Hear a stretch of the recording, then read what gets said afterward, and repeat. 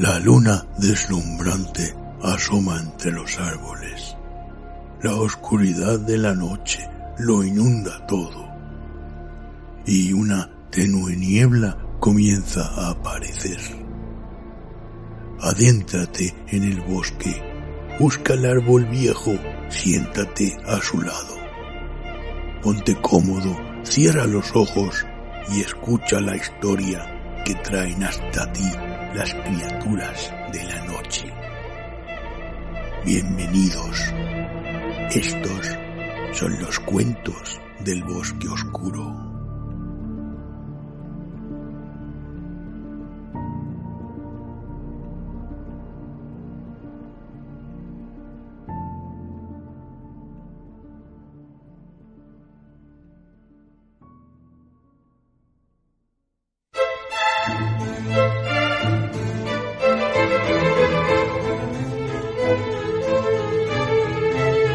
Cuentos de la taberna del ciervo blanco,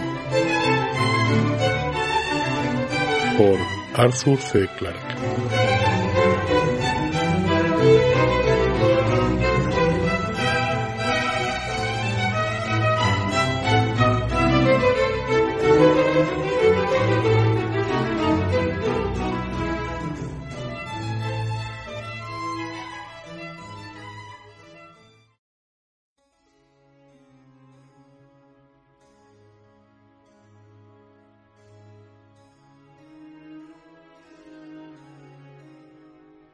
Caza mayor.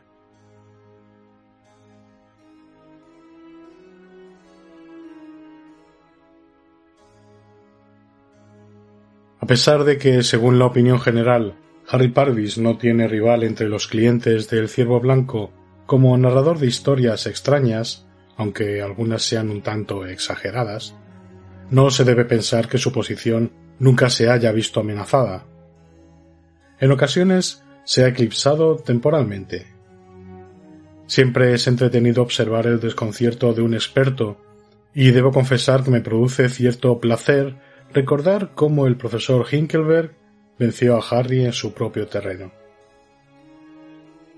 A lo largo del año recibimos muchos visitantes americanos en el Ciervo Blanco.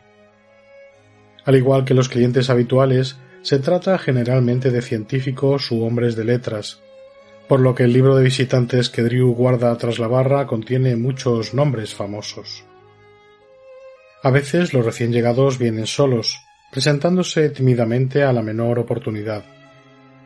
Una vez vino un premio Nobel tan apocado que estuvo sentado en una esquina durante 1 hora sin que nadie le reconociera, hasta que, haciendo de tripas corazón, se atrevió a decir quién era. Otros llevan cartas de presentación, y no pocos llegan acompañados por clientes habituales, que después les dejan que se las arreglen como puedan. El profesor Hinkelberg aterrizó una noche a bordo de un enorme Cadillac con la parte trasera en forma de cola de pez que le habían prestado en el parque móvil de la plaza de Grosvenor. Solo Dios sabe cómo se las había arreglado para introducirse por las estrechas calles laterales que llevan a El Ciervo Blanco, pero sorprendentemente los parachoques parecían intactos. Era un hombre alto y encorvado, con ese tipo de cara mezcla de Henry Ford y Wilbur Wright que generalmente acompaña al habla lenta y taciturna del pionero tostado por el sol. No era este el caso del profesor Hinkelberg. Hablaba como un disco de larga duración a 78 revoluciones por minuto.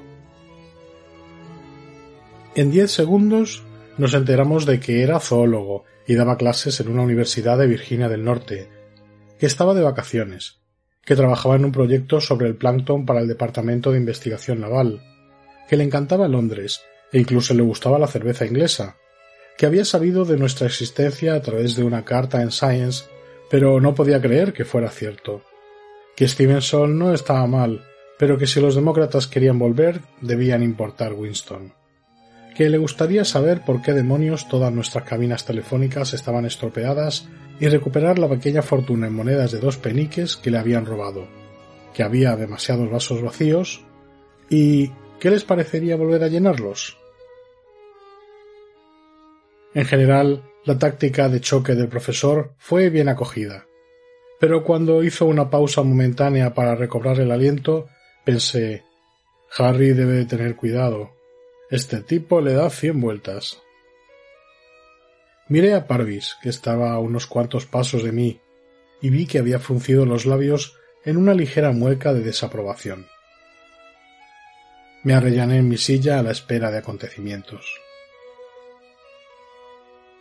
Pasó mucho tiempo hasta que Hinkelberg fue presentado a todo el mundo, porque aquella noche había mucha gente.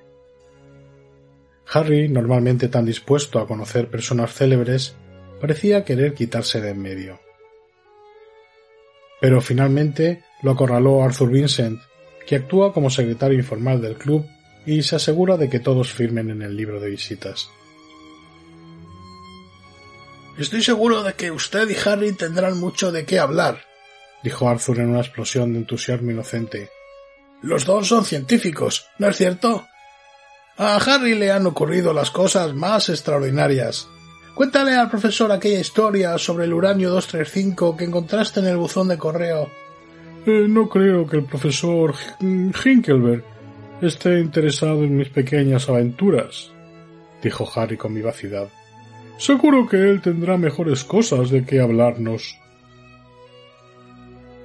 He dado vueltas a esta respuesta muchas veces. No era propia de él. Generalmente, con un comienzo como aquel, Parvis se habría lanzado a hablar sin mayor dilación. Quizá estuviera midiendo las fuerzas del enemigo, esperando a que el profesor cometiera el primer error para atacarle de frente. Si esta es la explicación, había juzgado equivocadamente a su contrincante, porque no le dio ninguna oportunidad. El profesor Hinkelberg despegó a propulsión y al instante se hallaba en pleno vuelo. «Qué curioso que haya dicho eso», dijo. «Precisamente hace poco me ocupé de un caso realmente extraordinario.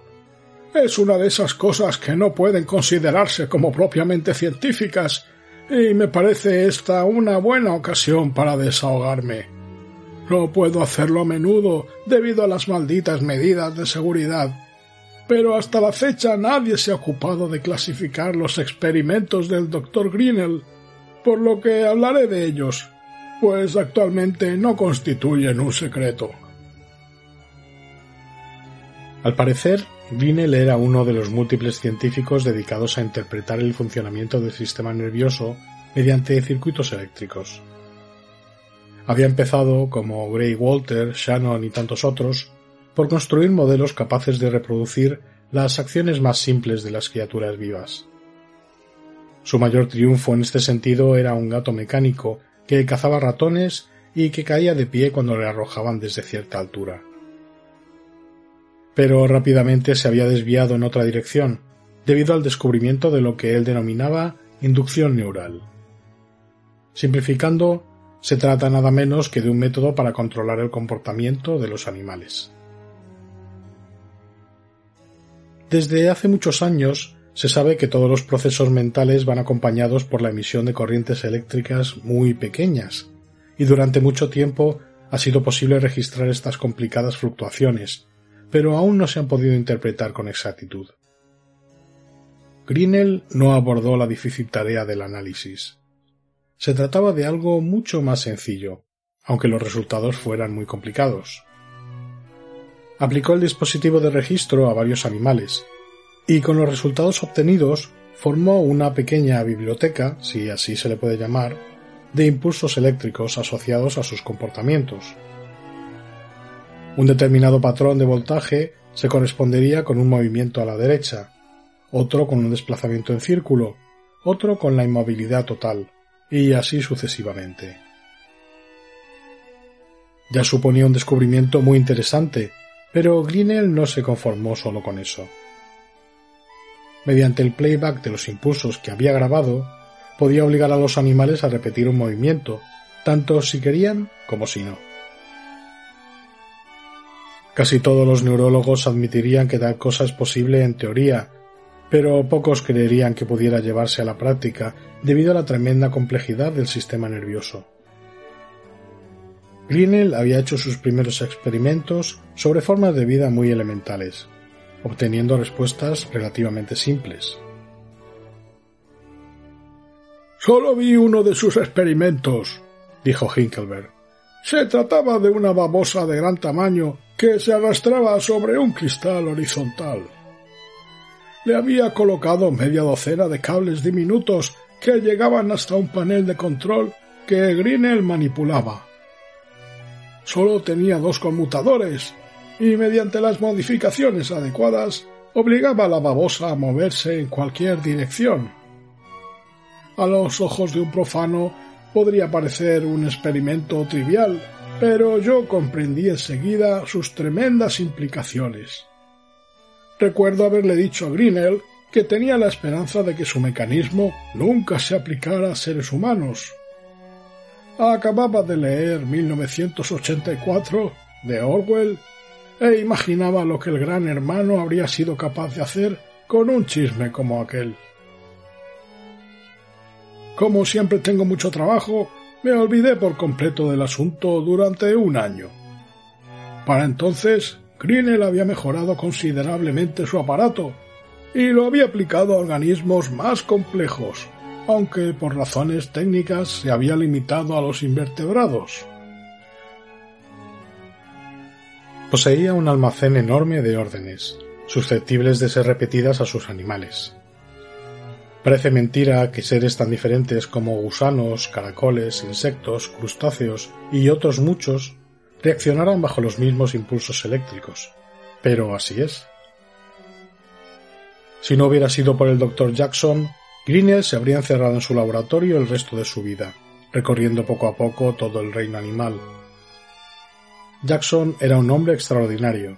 Seguramente habrán visto alguna película suya. En algunas esferas se le consideraba más como un aficionado en busca de publicidad que como un auténtico científico, y los círculos académicos desconfiaban de él porque tenía demasiados intereses. Había dirigido expediciones al desierto del Gobi, al Amazonas, e incluso había hecho una incursión al Antártico. Cada viaje le había supuesto un éxito editorial y varias millas de Kodachrome.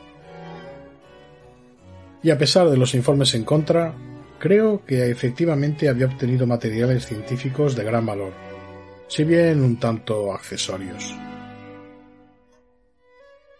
No sé cómo se enteraría Jackson del trabajo de Grinnell, o cómo le convenció para que cooperase. Era muy persuasivo, y seguramente le ofreció a Grinnell una gran suma, porque era de esa clase de persona que se gana la confianza de los inversionistas. Fuera como fuese, a partir de entonces, Grinnell empezó a trabajar rodeado del mayor de los secretos. Todo lo que sabíamos era que estaba construyendo una versión mayor de su aparato, al que había incorporado los refinamientos más recientes. Cuando se le preguntaba, se retorcía nerviosamente y contestaba: «¡Nos vamos de caza mayor!».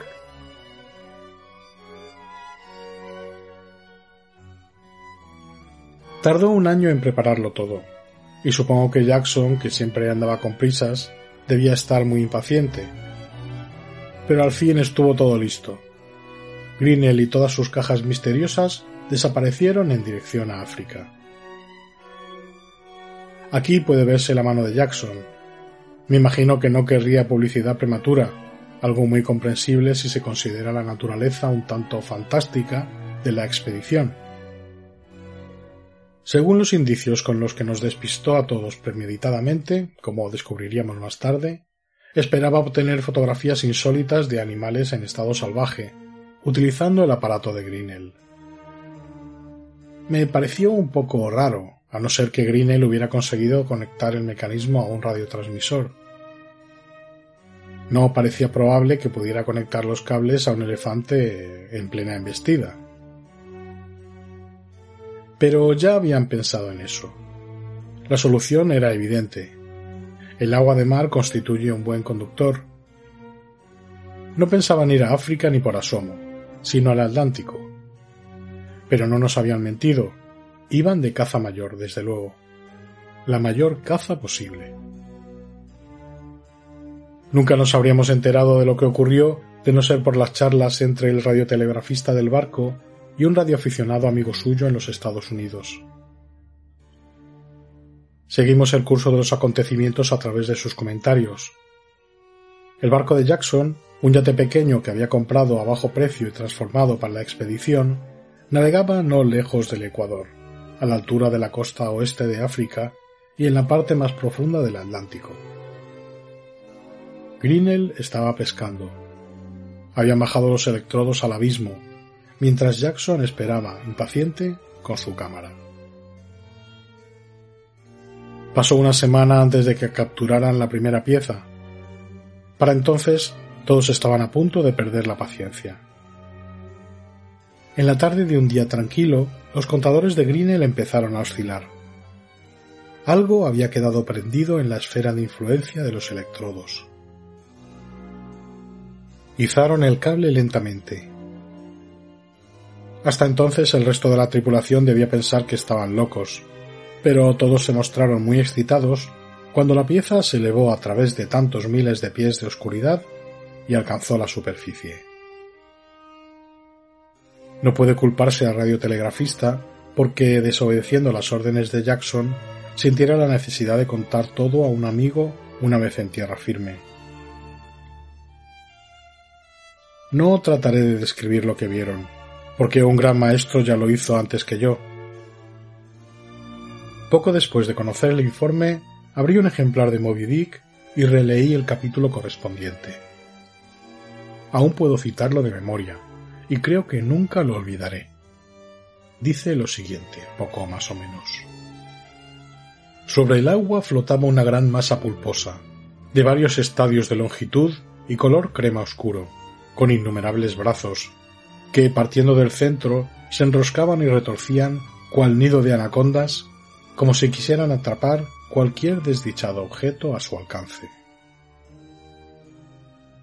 Sí, Grinnell y Jackson habían ido a la caza de la mayor criatura viviente y la más misteriosa. La mayor, seguramente, ya que el Batiteutis puede alcanzar los 100 metros de largo. No es tan pesado como los cachalotes a los que sirve de merienda, pero puede competir con ellos en longitud. En estas estaban, con aquella bestia monstruosa que ningún ser humano había visto nunca en condiciones tan favorables. Parece que Grinnell estaba sometiéndole a algunas pruebas, mientras Jackson, en éxtasis, rodaba cientos de yardas de película. No existía peligro alguno, a pesar de que el animal duplicaba en tamaño al barco. Para Grinnell se trataba simplemente de otro molusco al que controlar como un muñeco con sus botones y conmutadores. Cuando terminara le dejaría nadar libremente y volver a su medio habitual, aunque posiblemente le quedaría un poco de resaca. Lo que daría por tener esa película. Aparte de su interés científico, valdría una fortuna en Hollywood. Hay que admitir que Jackson sabía lo que se hacía, conocía las limitaciones del aparato de Grinnell y lo utilizaba de la forma más efectiva. Lo que ocurrió después no fue culpa suya. El profesor Hinkelberg suspiró y bebió un largo sorbo de cerveza, como si quisiera reunir fuerzas para terminar su relato. No. Si a alguien puede culparse es al propio Grinnell. O mejor dicho, era Grinnell, el pobre. Quizá estaba tan excitado que olvidó tomar una precaución que sin duda habría tomado en el laboratorio. ¿Cómo explicar, si no, el hecho de que no tuviera otros fusibles a mano cuando se fundieron los del suministrador de energía? Tampoco puede culparse al Batiteutis. ¿A quién no le habría molestado que le zarandeasen de tal forma? Cuando las órdenes cesaron y volvió a sentirse dueño de sí mismo, tomó las medidas oportunas para que la situación continuara así. Me pregunto si Jackson estuvo filmando hasta el último momento.